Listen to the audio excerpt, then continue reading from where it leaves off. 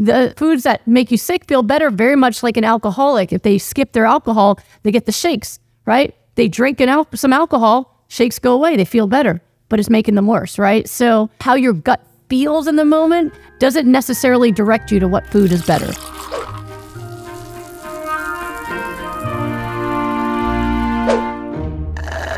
Following this diet makes me sick. My digestive system hates it.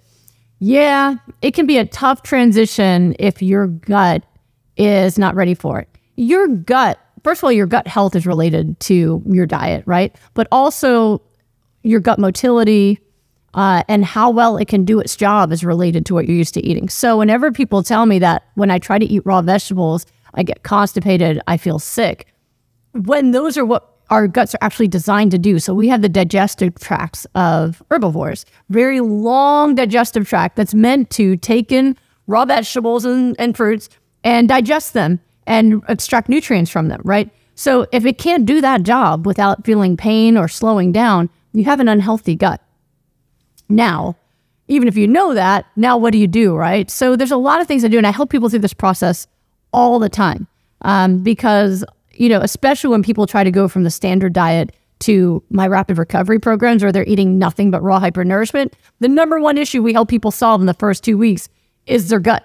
They're either going to the bathroom too much or not enough, or they're bloated or whatever it is. And so we have to work around that. The good news is, number one, even if your gut's mad at you, your digestive system's angry, you still will get the benefits of the nutrition, which is really, really good news. That even while your gut is just miserable and you're bloated and gassy and don't like it, we still see while people are struggling with those symptoms, suddenly their wedding ring fits again and their edema in their ankles goes down. So the nutrition will still help you even if your gut's mad.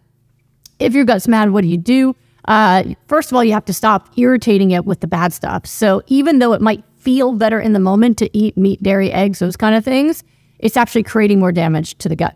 So there's been studies that show that even a small amount of dairy fat, it creates inflammation right in the lining of the gut and can even cause things like hemorrhaging, right? So even though someone feels good, like, oh, my stomach hurts, let me drink some milk, it might feel good in the moment, but it's creating damage. So one of the first things you want to do is stop damaging it by getting the animal products out, right?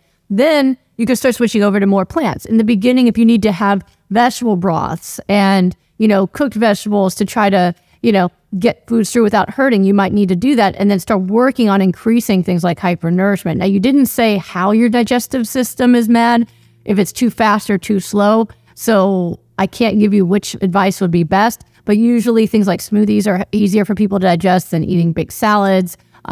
Usually using flax oil is easier to digest than using things like chia or flax seeds. There's ways that we can kind of get around some of those issues, spacing out meals every 2 hours and making them smaller. There's a lot of different tactics I'll use to help people, but the goal will be that you are going to get this diet change happening for you, that you will change your diet and you will get your health back rather than, yike, I don't like this. An example would be when you first try to exercise. If you've never exercised or it's been too long and you work out, what happens? Everything hurts, right? It's so painful. All your muscles hurt. Are you getting stronger? Yes. Did you do something great for your health? Yes. Does it hurt? Yes. But eventually you start to crave it and you look in the mirror and you go, wow, I'm so strong. You start to flex and you're like, yeah, right? So eventually you get past that initial thing. The foods that make you sick feel better, very much like an alcoholic. If they skip their alcohol, they get the shakes, right? They drink some alcohol, shakes go away, they feel better, but it's making them worse, right? So how your gut feels in the moment doesn't necessarily direct you to what food is better. You got to know what food is best, and then you got to help your gut get with the program and congratulate it for every day that it works on that and gets better, okay?